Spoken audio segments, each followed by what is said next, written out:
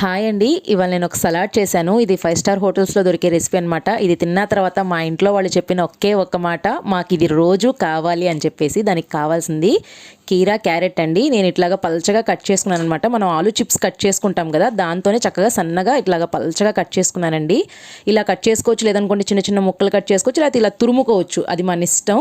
కీరా, క్యారెట్ తీసుకున్నాను, కొంచెం కొత్తిమీర, ఉడికించిన స్వీట్ కార్న్, ఒక ఉల్లిపాయ సన్నగా తరిగి తీసుకున్నాను.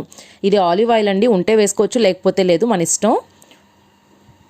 Salt, chilli flakes, pepper powder, jeera powder, ఇది ఆరిగానో. ఇందులో ఏ ఒక్కటి లేకపోయినా పర్వాలేదండి, చేసుకోవచ్చు. పెరుగు, కొంచెం తేనె. ఒక బౌల్లో పెరుగు తీసుకొని చక్కగా చిలుక్కోవాలండి. ఇది ఒక క్రీమ్ లాగా రావాలన్నమాట, గడ్డలు లేకుండా చక్కగా ఇట్లాగా చిలుక్కోవాలి. ఇందులో మనం ముందుగా రెడీ చేసి పెట్టుకున్న స్పైసెస్ ఉన్నాయి కదా, chilli flakes, black pepper, salt, ఇవన్నీ వేసేసుకొని ఆలివ్ ఆయిల్ ఒక 1/2 స్పూన్ వేసానండి, లేకపోతే అవాయిడ్ చేసుకోవచ్చు. నేను టేస్ట్ బాగుంటుందని వేసాను. ఒక పెద్ద స్పూన్ తేనె వేసాను. ఇవన్నీ బాగా కలుపుకోవాలి. ఇవన్నీ బాగా కలుపుకొని ఒక గిన్నె తీసుకొని అందులో మనం ముందుగా కట్ చేసుకున్న వెజ్జీస్ ఉన్నాయి కదండి, అవి వేసేసుకోవాలి. ఇక్కడ మనం ఏమైనా తీసుకోవచ్చండి.